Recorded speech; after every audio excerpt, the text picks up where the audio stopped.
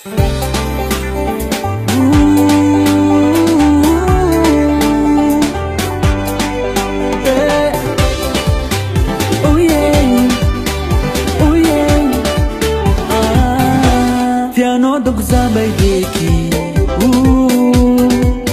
mahitazamba falasay tiano sa butingi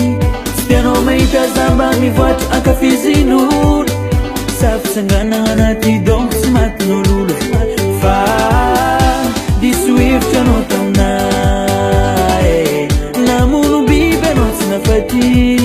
Fa anao matokisa ndraiky fa tsy fombako mamaly ratsy Sady fisainana anao efa elana fa nandaty Resaka sabotage izokeia Tsy mitondra anao lavitry famotika anao Iafarany anao am'savinga Mbona mitotoy falegna anao za Resaka sabotage izokeia Tsy mitondra anao lavitry famotika anao Iafarany anao am'savinga Mbona mitotoy falegna anao za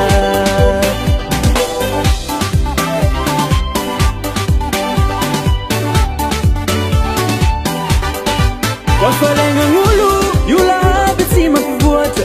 Fiainagna mahay mandeha anao taraiky latsaka fara Olany fotoagna anao mandiniky fiaignako Bazaho tsy kivy mitady ny anjarako Kosorako dialegna anao za Simbiagna ty ala aminaka Bazaho efa karaty Sy haiko fagnovoagna Zagnahary mpagnameny tsara Fa izy tsy tahany vaka Kay voato itsaigny sotaky jaranone Resaka sabotage izokeia Tsy mitondra anao lavitry famotika anao Iafarany anao am'savinga Mbona mitotoy falegna anao za Resaka sabotage izokeia Tsy mitondra anao lavitry famotika anao Iafarany anao am'savinga Mbona mitotoy falegna anao za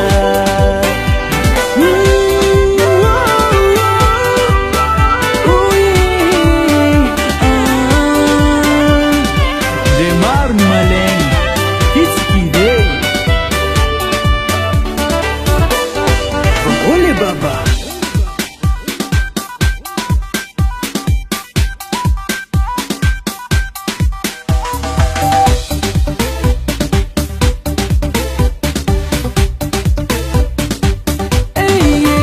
Resaka sabotage izokeia Tsy mitondra anao